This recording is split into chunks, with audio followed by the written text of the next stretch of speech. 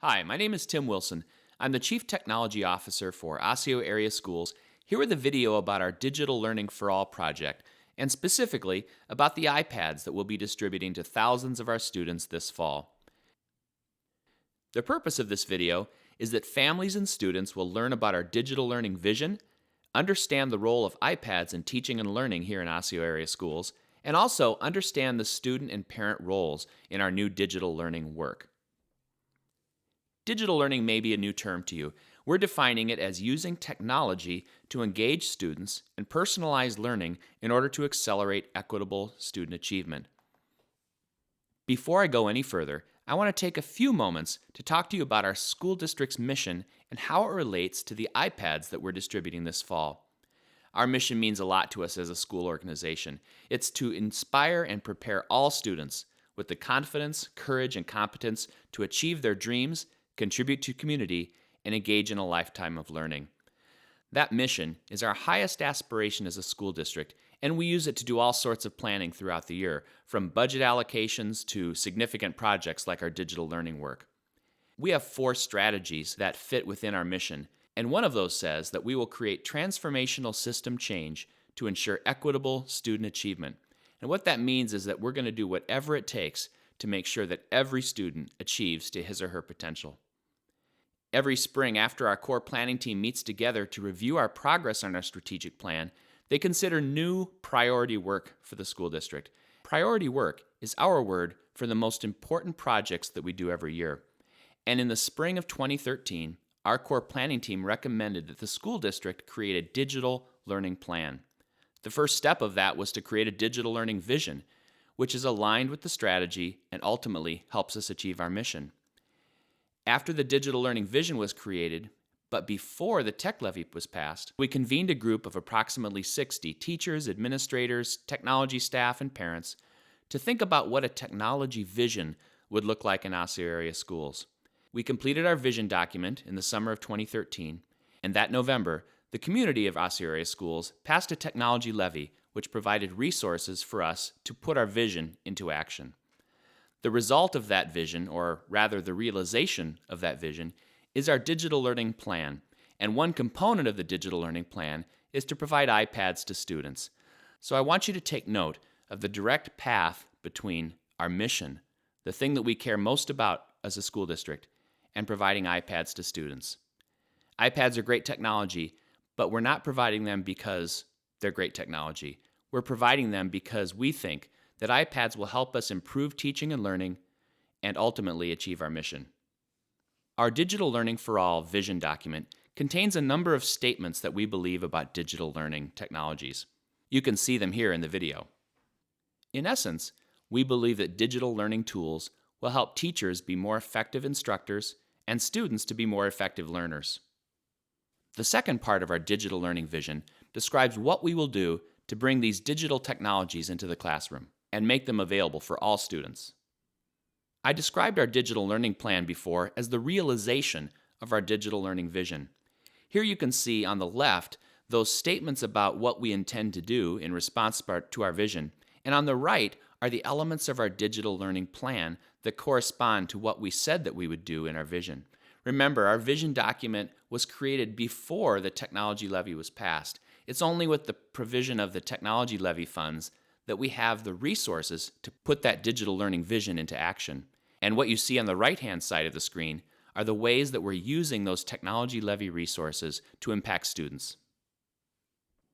I mentioned before that we'll be providing digital citizenship instruction for all students, not just the 6th graders. And the curriculum that we're using comes from an organization called Common Sense Media. You can learn more about them at their website, www.commonsensemedia.org.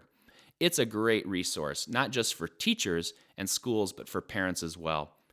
Common Sense Media has published some great curriculum for digital citizenship, and we will be using it across all of our grades this year to help students prepare to use these tools wisely. I also recommend that parents check out Common Sense Media and find the resources for parenting there too. We encourage parents to have conversations about digital citizenship at home too. I also want everyone to be aware of some low-cost internet options.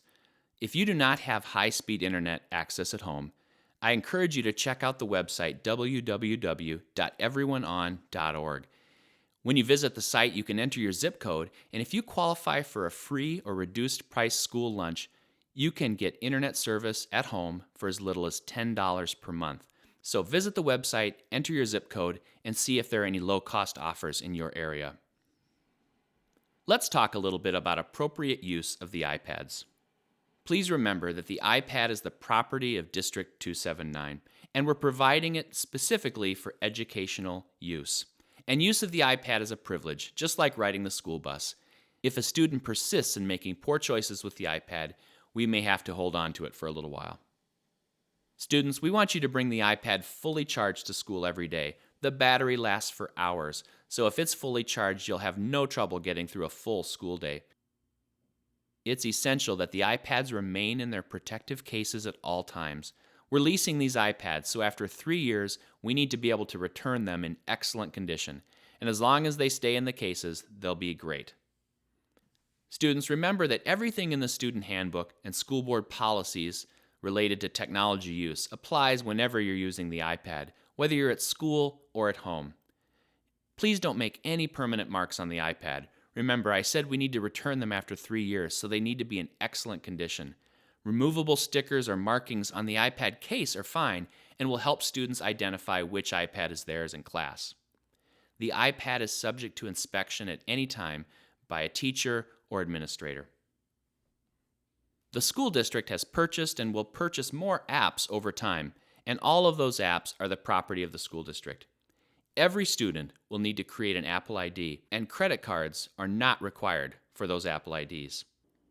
Any apps or content preloaded on the iPads are property of the school district, and students are not permitted to load their own apps, even if they use their own Apple IDs, at least not yet. We plan to create a process that would allow older students who've demonstrated responsibility to get more access to some of the features on their iPads. But for now, we're going to start simple and restrict access to the App Store. Keeping your iPad safe and running normally isn't complicated if you follow a few simple rules. Know where your iPad is at all times and keep it in the case, like I said before. Electronic devices like an iPad do not get along well with extreme heat or cold, so make sure that in the middle of winter you're not leaving it in the trunk of your car, for example, for a few hours. It's essential to keep food and water away, so if you're working on homework, keep the snacks to the side, away from your iPad. And protect the glass. That's the part of the iPad that's most likely to break. If you need to clean the screen, use a soft cloth or a microfiber cloth. And don't use window cleaners like Windex, other glass cleaners, or alcohol to clean the screen. Doing so can damage the coatings on the glass. Let's talk about iPad insurance. Insurance is optional. There is no cost to any family to receive an iPad this year. Insurance is optional, but it's highly recommended. We've studied what other school districts have done and tried to make the cost for insurance as reasonable as possible. Full cost for insurance for a year is $35 per iPad. If your family qualifies for a reduced price lunch, it's $15. And if you qualify for a free lunch, insurance is free. And there's a 2 iPad maximum. No family will have to pay for insurance for more than 2 iPads, no matter how many of their children have them. So I want to say a little bit more about the free lunch part. If you qualify for a free lunch, there's no reason not to select insurance. It's 100% free already. We encourage you to use our online fee payment service at asio.feepay.com. Many of you already use FeePay to add money to your student's lunch account balance, or perhaps you used it this fall to sign your student up for activities. Our insurance plan covers accidental damage, theft, but it must include a police report, as well as fire, flood, or other natural disasters. iPad insurance does not cover intentional damage, loss of the iPad, or the iPad charger in the case. That's it. That's all of the essential information I wanted to share with you in this video. If you'd like to learn more, please visit our digital learning website at district279.org/digital learning. You'll find all kinds of information there about iPads, Schoology, and our work with online learning as well. And we'll be adding more information to the site throughout the year, including videos of some of the exciting things that are going on in our classrooms. If you have more questions, please feel free to email digitallearning@district279.org and someone will respond to your questions. Thanks for watching. Have a great year.